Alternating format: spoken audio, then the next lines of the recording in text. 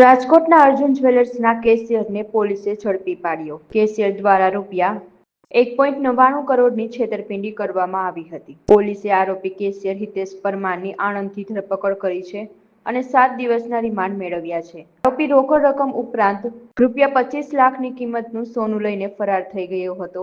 3 વર્ષથી જ્યાં નોકરી કરતો હતો તે માલિક સાથે કેશિયરે વિશ્વાસઘાત કર્યો. તાલુકા પોલીસે આરોપી હિતેશ પરમારની વધુ પૂછપરછ હાથ ધરી. રાજકોટ તાલુકા પોલીસની વિસ્તારમાં નાનામા રોડ તેમજ મોવડી ખાતે અર્જુન જ્વેલર્સ શોરૂમ આવેલ છે, જે સોના ચાંદીના દાગીનાના શોરૂમ છે.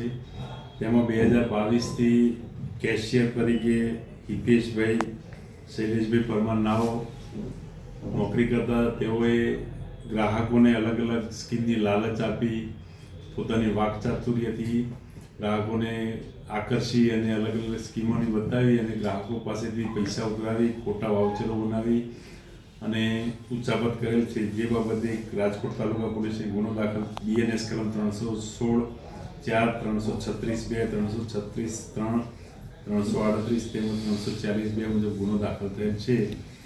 જેમાં અલગ અલગ ગ્રાહકો પાસેથી કુલ 1,99,67,000ની ઉચ્ચાપત તેમજ છેતરપિંડી કરેલ છે અને ખોટા દસ્તાવેજ બનાવેલ છે. એના પોતાના ઘરેથી બોરસદ ખાતેથી ઝડપાયેલ છે. તેમજ તેના દિન 7ના રિમાન્ડ મેળવેલ છે અને આગળની તપાસ હાલમાં ચાલુ છે. ગઈકાલ સુધી તમારે કોઈ મુદ્દામાલ રિકવર કરવાનો હતો, તેમ છતાં આજે દિન 7ના રિમાન્ડ છે. ગઈકાલે સાંજે રિમાન્ડ મળેલા. એની વધુ પૂછપરછ કરી તેના બેંક એકાઉન્ટ તેમજ તેને કોઈ લોકર હોય કે એના ઘરની ઝડપી વગેરે કરી અને તપાસ હાથ ધરવામાં મુદ્દામાલ રિકવર કરવા પોલીસ પૂરતો પ્રયત્ન કરશે.